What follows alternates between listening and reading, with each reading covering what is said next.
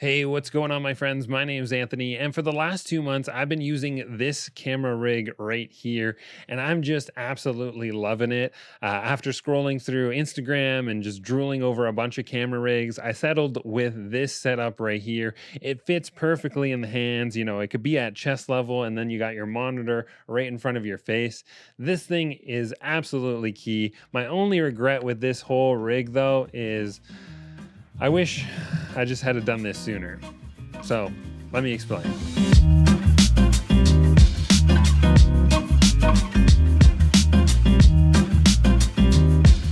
So I make content for one of the largest camera stores in Canada, and I needed a camera that's capable of both photo and video, but more importantly, a camera that the camera store has on their shelves and is available on their demo shelves.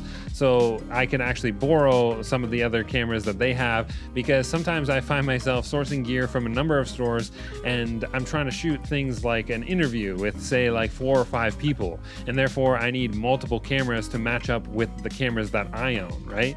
So I went with the Fuji X-T4. It's really a steal for the money. It has great autofocus and the colors are always fantastic right out of the camera. In fact, the camera that's actually recording me right now, this footage is the Fujifilm X-T3 through the Roland VR1 HD right into my computer, and I use this camera as a webcam, so I want it to essentially be graded right out of the camera. So that's why I think Fujifilm is such a great choice for content creators who are just looking to pump out quick content, and paired with that Roland VR1 HD, absolutely essential for what I do.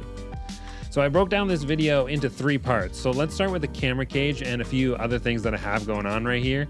So on the camera itself, I have the small rig camera cage, a small rig non-slip camera top handle, and an HDMI clamp that holds the HDMI and the USB-C power cable as well. And these clamps are specific to the camera, so make sure you get the one specifically for your camera. Moving to the front of the camera, I have a 10% Moment Cine Bloom filter, which I really love, and this lens happens to be the 23mm f2. Love that focal length, but I'm going to save the monitor for the end of this video when we talk about powering this whole rig, so sit tight on this for a second.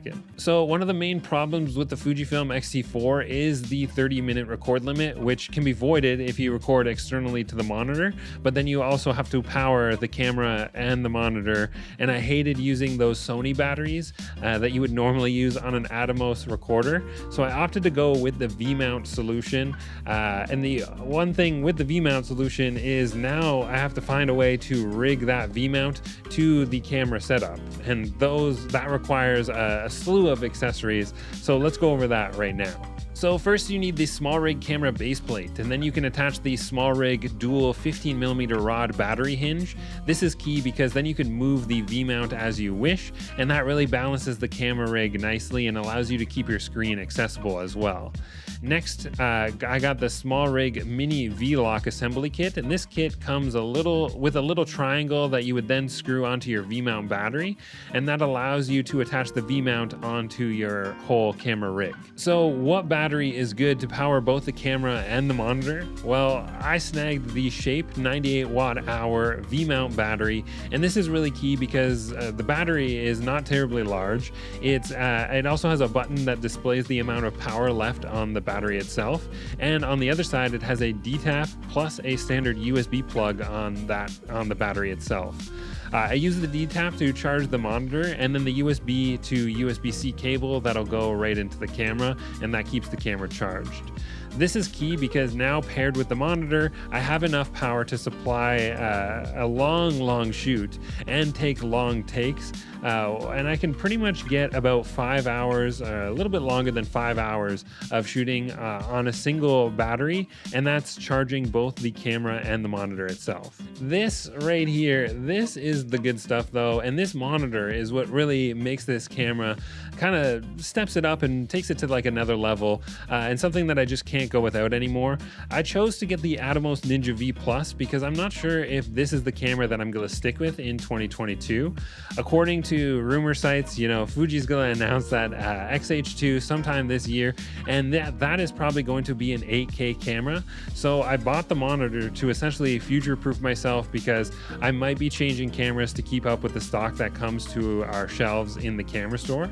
And most people shooting with Fujifilm, they'd probably be fine with just getting the Ninja V, but all these cameras are coming out with like 6 and 8K, so buying the Ninja V might not be the best choice in 2022. Another huge reason to get a monitor or a recorder though is because most computers cannot edit H.265 4K files, but with the Ninja V or the Ninja V Plus, you can shoot 4K ProRes, and with the X-T4 that would be 10-bit 422, which looks pretty dang good. But that ProRes though is just way easier for most computers to edit, and even my 2015 MacBook Pro, that can do it no problem. So this is really the most essential piece of kit, and then this monitor is what essentially spurred this whole rig to begin with, because once I added the monitor, I was like, oh, now I need a battery, and now how am I going to attach the battery to the camera and keep it all nice and small and compact?